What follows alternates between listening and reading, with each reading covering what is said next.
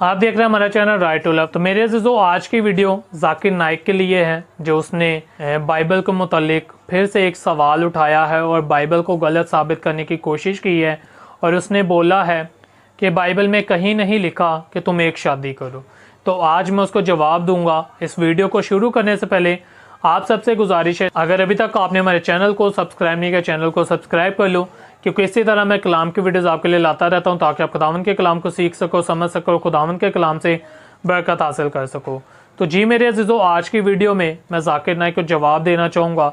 उसने अपने एक प्रोग्राम में बोला है मुक़द्दस बाइबल में कहीं पर भी नहीं लिखा कि तुम एक शादी करो। तो आइए मैं आपको बताता हूँ कि ये जाकिर नाइक किस तरह लोगों को धोखा देता है, और इसको बाइबल का कुछ भी इल्म नहीं है, ना ही इसको बाइबल का पता है।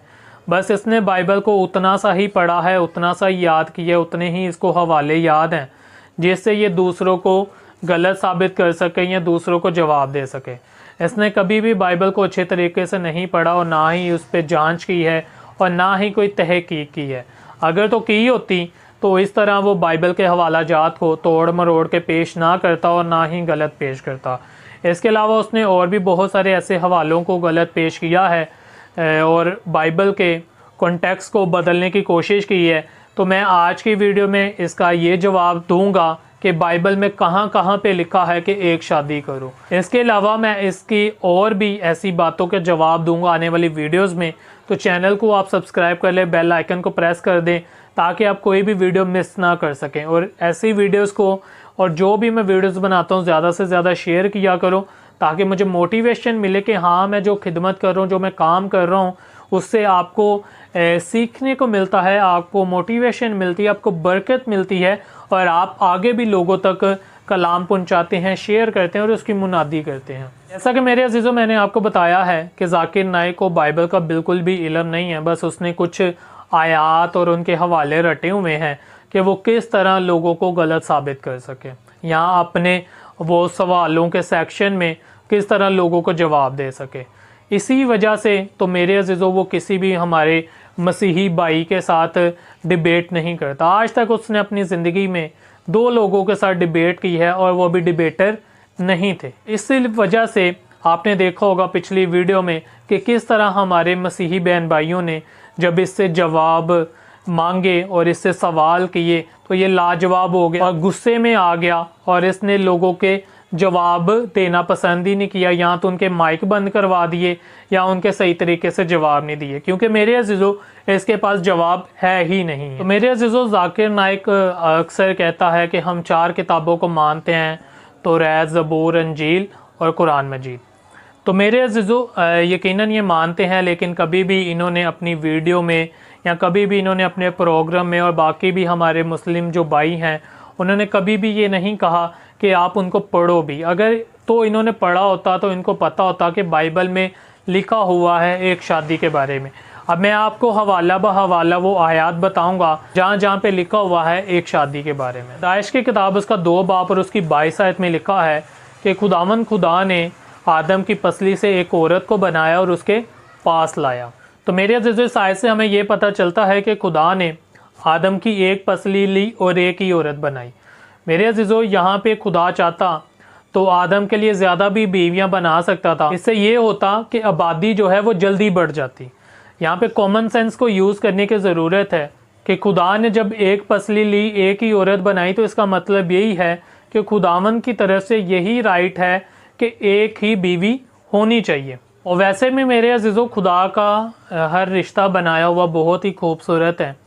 और आज जिस तरह के हालात हैं, जिस तरह की महंगाई है, उन हालातों में इंसान एक के साथ ही वफ़ादार रह ले तो वो भी बहुत बड़ी बात है। पहले तो मोतियस का खत उसका 3 बाब और उसकी 2 आयत में लिखा है, बस निगहबान बे इल्ज़ाम एक बीवी का शोहर परहेज़गार। यहाँ पे क्या लिखा है? एक बीवी का शोहर। मेरे अज़ीज़ों, दूसरी आयत थी जिसमें मैंने पढ़ के आपको सुना दी है। यहाँ पे लिखा है एक बीवी का शोहर। और यहाँ पे जाकिर नाइक साहब ने इस प्रोग्राम में ये भी बोला था कि दुनिया में कोई और ऐसी मजहबी किताब नहीं है जहाँ पे लिखा हो कि एक शादी करो। तो ये मैं बाइबल से पढ़ रहा हूँ, ये बाइबल की आयत है, ये बाइबल में लिखा हुआ है।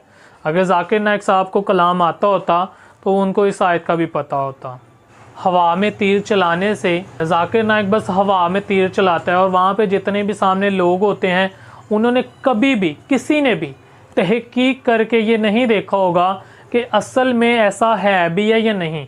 वो जो भी वहाँ पे हवाले बता देते हैं, लोग सामने बैठे बस उनके लिए तालियां बजा देते हैं। उन्होंने कभी भी तहकीक करने की कोशिश नहीं की कि ऐसा है भी है या नहीं है। ये मैं बस उनके लिए नहीं कह रहा हूँ, मैं अपनी हर एक वीडियो में चीख चीख के ये कहता हूँ, चाहे कोई भी है, वो मजहबी आलम है, पास्टर है, कोई भी है, कुछ भी है, उनके बारे में तहकीक करो, उनको परखो कि ये वाकई में खुदा की तरफ से भेजा हुआ बंदा है या अपनी तरफ से अपनी कोशिशों से आगे आया हुआ है। और ये हम सब के लिए जानना बहुत ज़रूरी है। तीसरी आयत मेरे अज़ीज़ों, पहला तिमोथेयुस उसका 3 बाब और उसकी 12 आयत। खादम एक एक बीवी के शोहर हों, अपने अपने बच्चों और घरों का बखूबी बंदोबस्त करते हों। तो जी मेरे अज़ीज़ों, ये तीसरी आयत, यहाँ पे भी मैंने आपको बता दिया, यहाँ पे भी लिखा हुआ है एक बीवी के शोहर। तीतुस का खत उसका 1 बाब और उसकी 6 आयत। जो बेइल्ज़ाम एक एक बीवी के शोहर हों और उनके बच्चे ईमानदार, बद चलनी और सरकशी के इल्ज़ाम से पाक हों, खुदावन में हमेशा कायम रहें, आमीन। तो जी मेरे अज़ीज़ों, ये चौथी आयत है और ये तो मैंने बस आपको नए ऐतनामे में से कुछ आयात दी हैं।